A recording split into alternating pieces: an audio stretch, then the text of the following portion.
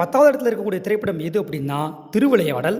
பிரிக்க முடியாதது என்னவோ தமிழும் சுவையும் பிரிய கூடாதது எதுகையும் மோனையும். நம்ம லிஸ்ட்ல 9வது இடத்துல இருக்கக்கூடிய திரைப்படம் ராஜபாட் ரங்கதுரை. அம்மம்மா தம்பி என்று நம்பி அவன் உன்னை வளர்த்தான். நம்ம லிஸ்ட்ல 8வது இடத்துல இருக்கக்கூடிய திரைப்படம் நவராத்திரி.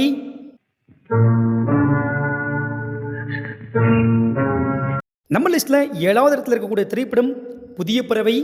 பரிதாபத்திற்குரிய என் வாழ்க்கையில படையெடுக்க உன் கைக்கு கிடைச்சது காதல்ங்கிற அந்த புனிதமான மலர்தானா? நம்ம லிஸ்ட்ல 6வது இடத்துல இருக்கக்கூடிய திரைப்படம் தில்லானா மோகனாம்பாள்.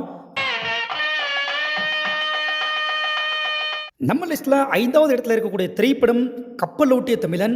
நம்ம லிஸ்ட்ல 4வது இடத்துல இருக்கக்கூடிய திரைப்படம் ராஜராஜ சோழன். செந்தலோடு உடன் பிறந்தாள் செந்தமிழ் பெண்ணாள்.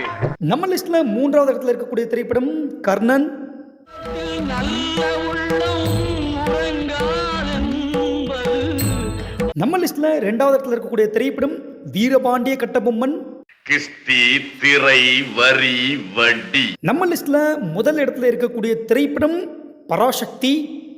கோவில் கூடாது என்பதற்காக அல்ல, கோவில் கொடியவரின் கூடாரமாய் இருக்க கூடாது என்பதற்காக. இந்த 10 படங்கள் ஓகேப்பா, ஆனா நான் சொல்ற 10 படங்களையும் இப்போ இருக்க ஜென்ரேஷன் இருக்கவங்க பார்த்தாங்கன்னா ரொம்ப நல்லா இருக்கும் அப்படின்னு நினைச்சீங்க அப்படின்னா நீங்க எந்த சிவாச்சருடைய 10 படங்களை தரவரிசைப்படுத்துவீங்க?